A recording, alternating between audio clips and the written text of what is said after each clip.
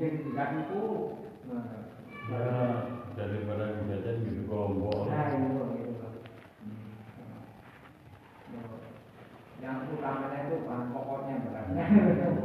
Ya, asal yang dapat ya. Ya, yang pokok. Dengan bahasa juga panggil-panggil. Sampai lah didorong-dorong itu di belakang sini bolak-balik itu. Mending yang dorong ini yang mikul. Iya. Bukannya orangnya kalau mau beli, karena uangnya dipakai itu beli itu mungkin. Ini yang untuk beli beras. Iya. Kayak pokok lain. Iya.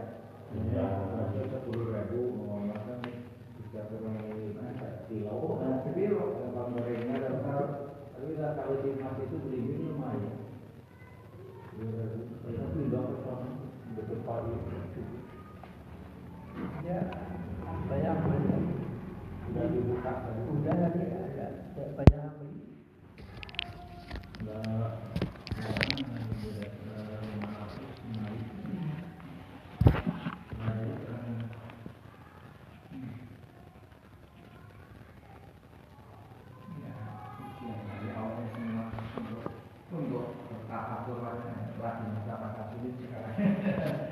Lagi masa-masa sulit Pak, ambilnya banyak. baca kelek. Iya, banyak tingkat gaya puasa kita lihat ini belum penerapannya nanti salah di akhirat ini di dunia lagi begini juga jelas. Ya, jaga dulu ya. Iya, ini di dunia masih bisa Oh, ya kan kelihatan. Iya, nanti belum seberapa ya. Di sini cuma mampir mobil aja. Itu. Waktunya. Kira-kira cuma luas. Kelihatan yang kafir sama yang muslim kelihatan. Bismillahirrahmanirrahim. Alhamdulillah alladzi arsala rasulahu bil huda wa dinil haq liyudhhirahu 'alad dini kullih wa kafa billahi syahida. Asyhadu an la ilaha illallah wahdahu la syarikalah wa asyhadu anna muhammadan abduhu wa rasuluh alladzi la nabiyya ba'dah. Alhamdulillah, ikhwatu fillah, di malam hari ini kita bisa bertemu kembali di dalam majelis ilmu yang ini merupakan hari Senin yang keempat, yang seperti biasa kita akan lanjut kitab Ushulul Iman, pokok-pokok keimanan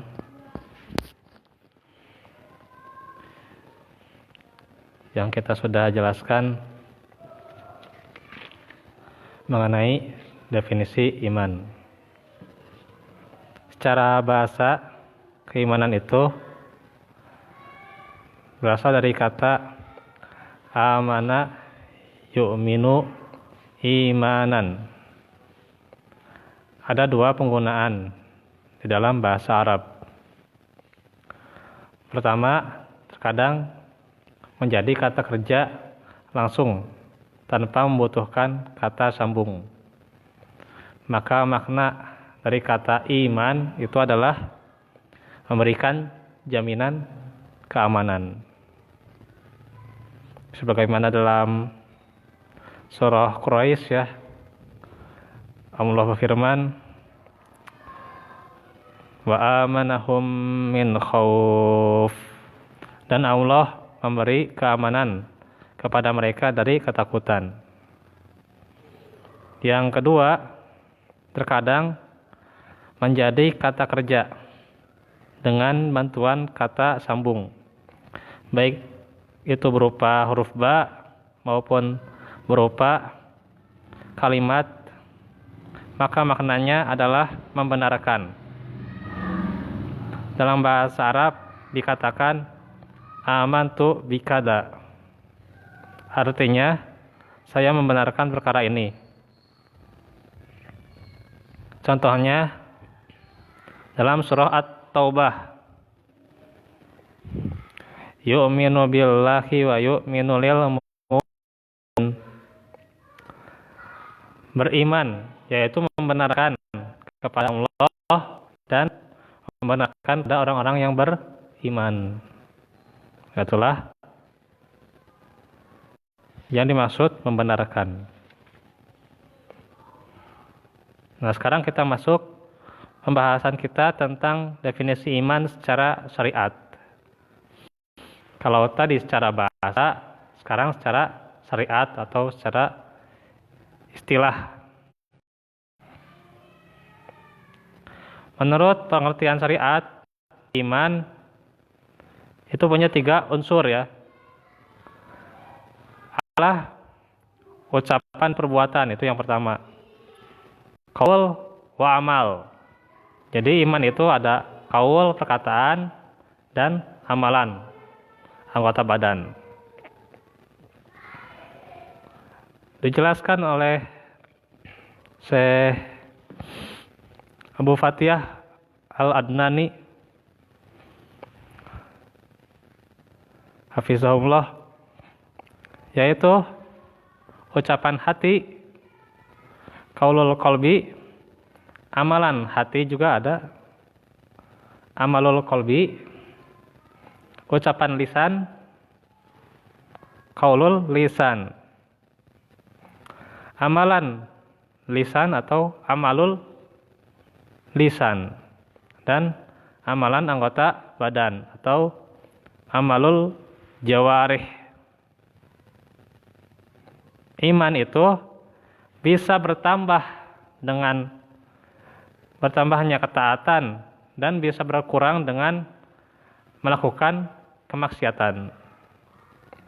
Inilah definisi iman yang benar menurut ayat-ayat Al-Quran, As-Sunnah, dan ijma, kesepakatan ulama Ahlus Sunnah. Dengan demikian, di sini ada 5 unsur. Kalau yang biasa 3 ya, yaitu ya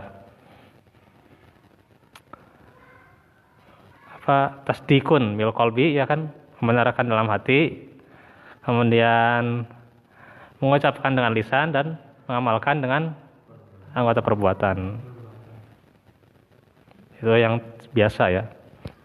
Namun di sini beliau lebih menjabarkannya. Ucapan hati atau qaulul qalbi, yaitu at-tasdik, membenarkan, adalah al-ilmu, mengetahui ya. Jadi harus ada ilmu. Iman itu harus punya ilmu. Kalau iman tanpa ilmu tidak akan diterima. Dan al-ma'rifah, mengenal ya.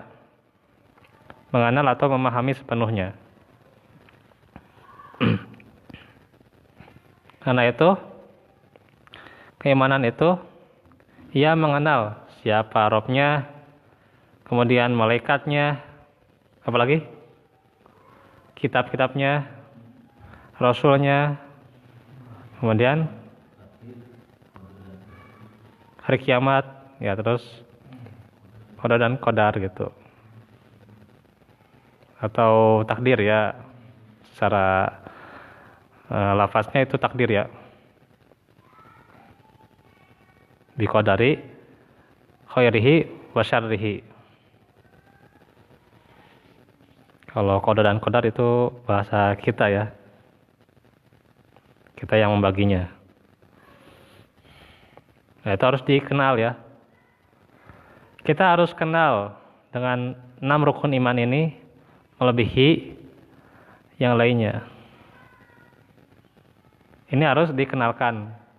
Ya, kita harus mengenal, teman-teman kita harus kenal. Kemudian juga keturunan kita juga harus tahu gitu ya. Masih banyak gitu ya orang yang ketika dites, anak-anak apalagi ya, ini ketika ditanya rukun iman apa, bengong mereka tidak tahu.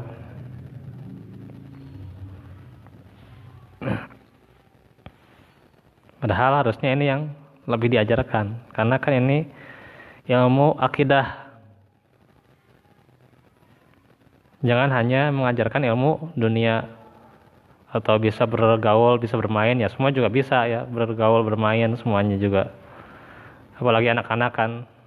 Tapi kalau masalah siapa yang kenal dengan Robnya, itu jarang sekali. Nah, ini pentingnya ma'rifah. Karena itu orang-orang Yahudi, mereka itu ya'rifunahu kama ya'rifuna abna'ahum. Kenal dengan kitab mereka sebagaimana mereka kenal dengan keturunan mereka. Tuh. Dengan silsilah keturunan mereka itu mereka tahu. Si fulan bin apa, fulana bin apa itu tahu mereka itu. Wah, hebat mereka itu.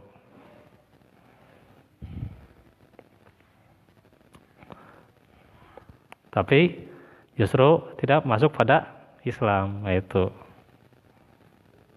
Tapi justru kita yang sudah Islam sejak lama malah tidak kenal dengan yang namanya keimanan itu. Itu sangat disayangkan sekali ya.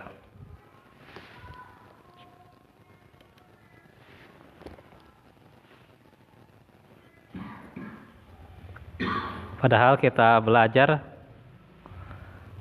dan padahal juga kita Islam ya.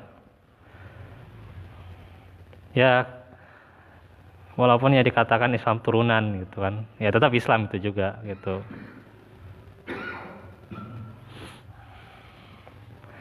Ya nggak usah syahadat lagi gitu kan, karena kan sudah jelas Islamnya gitu ya.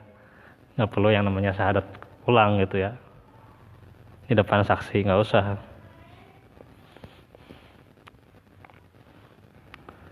Yang kedua ada amalan hati, amalul qalbi, yaitu berserah diri kepada Allah.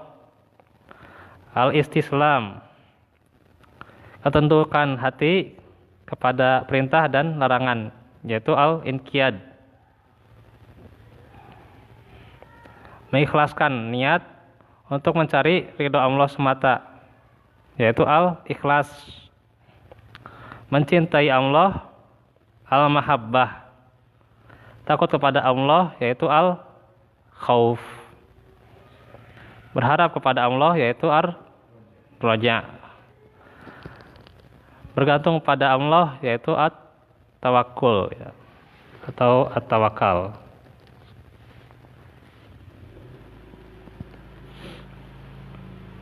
Kemudian menerima ketentuan Allah dengan lapang hati, yaitu ar-ridho dan as-sabar. Kesabaran dalam menjalankan perintah, menjauhi larangan dan menerima ujian Allah, as-sabar. Rendah hati, yaitu tawadu. Sanes saudara mau duitnya, tawadu gitu ya. Rendah hati. Dan yang lainnya. Berarti banyak ya yang namanya ruang lingkup keimanan itu. Banyak. Sampai dikatakan iman itu ada 70 ya. 70 lebih gitu ya cabangnya itu. Iya. Yang paling tinggi yaitu al-a'la itu adalah a'laha qaul la ilaha illallah, wa adnaha yaitu mengangkat gangguan dari jalan.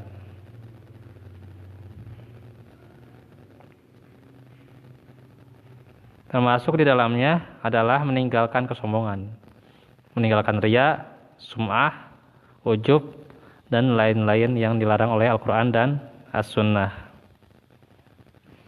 Itu iman. Jadi gabungan 5 unsur. Yang pertama ucapan dari hati, yang kedua amalan hati, ketiga ucapan lisan atau qaulul lisan, yaitu mengucapkan 2 kalimat syahadat. Itu sudah ya. Karena itu seseorang ketika sudah lahir kan sudah mengucapkan qalu bala syahidna. Mereka berkata syahidna ya. Qalu bala betul ya. Syahidna dan kami menjadi saksi. Nah, terus perbuatan lisan ya. Amalul lisan yaitu membaca Al-Qur'an antaranya ya. Membaca Al-Qur'an, zikir, istighfar, dakwah, amar ma'ruf, nahi munkar. Nah, itu adalah perbuatan secara lisan ya. Bisa juga berkata baik dan yang lainnya. Termasuk di dalamnya adalah meninggalkan ghibah, itu juga amalul lisan ya. Menggunjing, ditinggalkan, meninggalkan namimah atau adu domba, tidak mengejek orang lain, tidak berbohong, dan segala ucapan lain yang dilarang oleh Al-Quran dan As-Sunnah. Itu juga keimanan ya. Bukan hanya itu ilmu akhlak ya. Ya jelas ilmu akhlak pasti jelas itu udah tahu ya. Tapi itu juga menyangkut pada keimanan. Karena apa yang kita perbuat pasti ada dasar keimanannya gitu. Ada dasar iman. Kalau nggak punya dasar iman ya nggak akan diterima si perbuatan itu.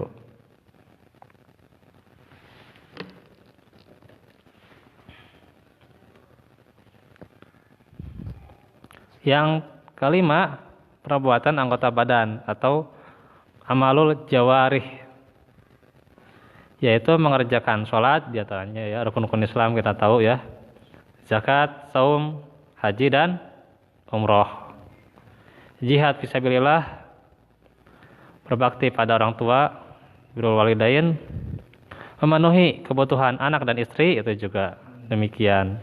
Itu juga berdasarkan keimanan ya. Bukan hanya kewajiban. Berbuat baik pada tetangga dan tamu, bersedekah, menyantuni anak-anak yatim dan orang-orang miskin. Menuntut ilmu, ini juga keimanan ya. Jangan dianggap sepele menuntut ilmu itu. Kebanyakannya menganggap sepele gitu ya. Dan perintah-perintah lainnya.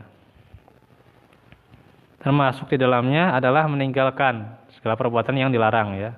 Seperti zina, minuman keras, narkoba, mencuri, perjudian, kezaliman kepada orang lain, curang dalam jual beli, dan seluruh hal yang dilarang oleh Al-Quran dan As-Sunnah. Nah, itulah 5 unsur dari keimanan ya.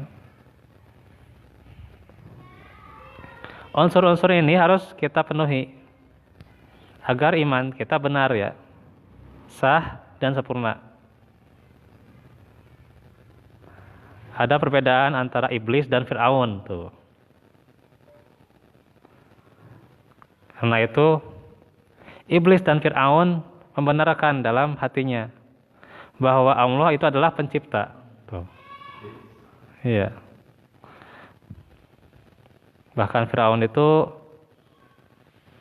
katanya waktu mau meninggal, itu dalam Al-Quran ya, dalam surah Yunus, dia beriman pada Robnya Bani Israel. Gitu.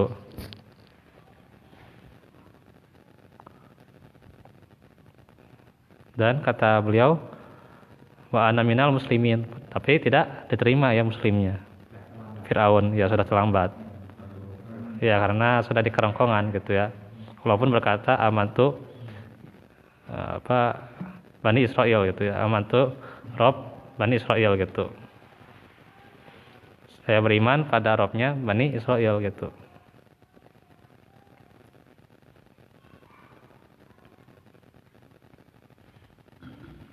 Iblis juga membenarkan gitu ya, tapi tidak taat gitu. Jadi mereka tahu Allah adalah pencipta, pengatur alam semesta, pemilik dan sebagainya. Namun tidak disertai amalan hati ya, tidak ada amalan hatinya. yaitu kecintaan dan ketundukan kepada Allah, maka keduanya adalah kafir gitu, tidak bisa disebut muslim atau mukmin. Demikian pula orang-orang munafik, sekalipun lisan dan anggota badannya beramal, namun tidak disertai dengan ucapan hatinya.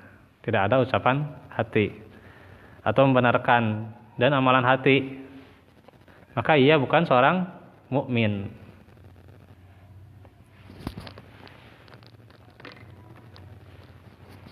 Karena itu seorang mukmin adalah seorang yang membenarkan dengan hati, qaulul qalbi ya. Kemudian hatinya tunduk dan patuh. Nah, itulah orang yang inqiyad, amalul qalbi. Kemudian lisannya mengucapkan 2 kalimat syahadat, qaulul qalbi ya. Tidak hanya diucapkan tapi diamalkan ya. Kalau ada yang mengucapkan 2 kalimat syahadat tapi masih musyrik, ya itu palsu itu ya. Atau dia masih mengada-ada dalam agama, yaitu dia tidak melaksanakan syahadatnya. Ya.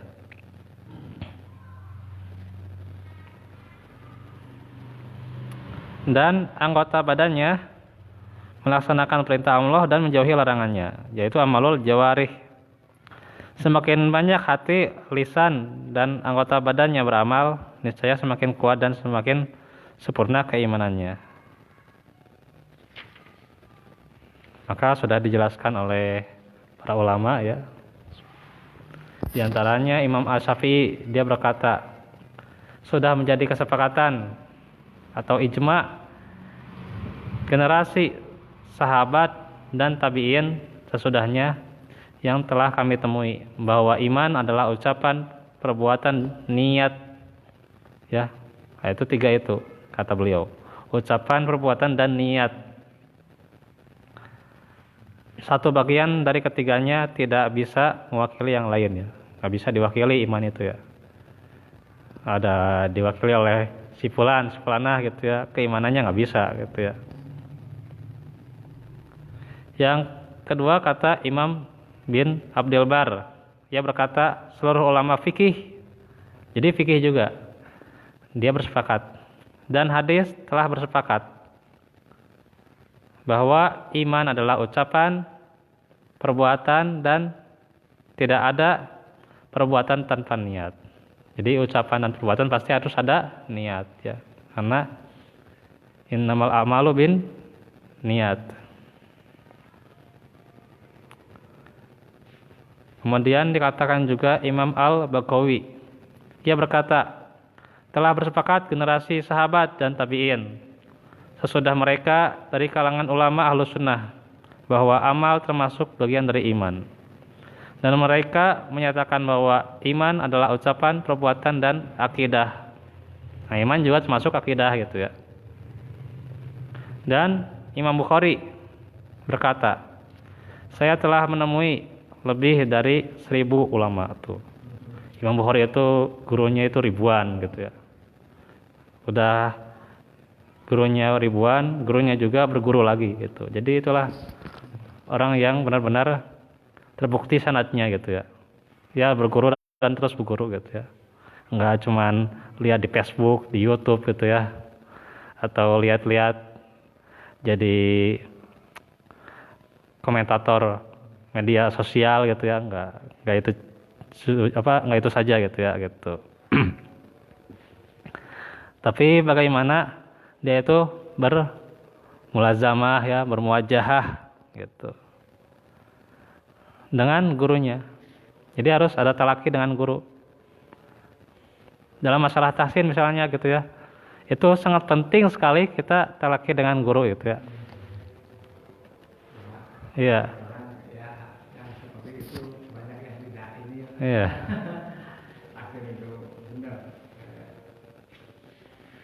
Kebanyakan kan langsung baca gitu kan. Iya. Iya. Yang penting baca, jadi imaman gitu kan. Padahal pas ngimaman banyak yang salah. Pas dirinya nggak tahu mana yang salahnya gitu. Nah itu.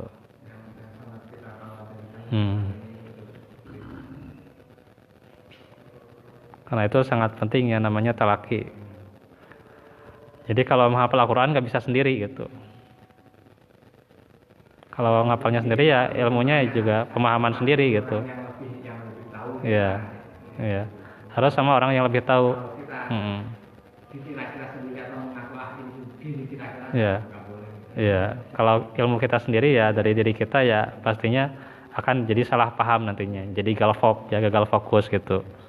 Nah itulah kalau ilmu kita dari diri kita sendiri. Harus dengan orang yang lebih tahu tentang ilmunya. Karena itu kata Imam Bukhari, saya tidak mendapati seorang pun di antara mereka atau guru-gurunya yang berselisih pendapat bahwa iman adalah ucapan dan perbuatan bertambah dan berkurang. Jadi tidak ada selisih pendapat ya dalam masalah akidah. Maka kalau ada yang selisih pendapat maka itu dia telah murtad gitu ya. Keluar dari Islam. Ya seperti di kalangan Rafidhah gitu ya, kalangan Syiah atau kalangan yang lainnya gitu ya, yang berbeda akidahnya itu kan, itu dia keluar dari Islam. Karena itu akidah itu sudah tok gitu ya, sudah mutlak. Jadi tidak Ya, nggak bisa ditawar-tawar gitu, iya.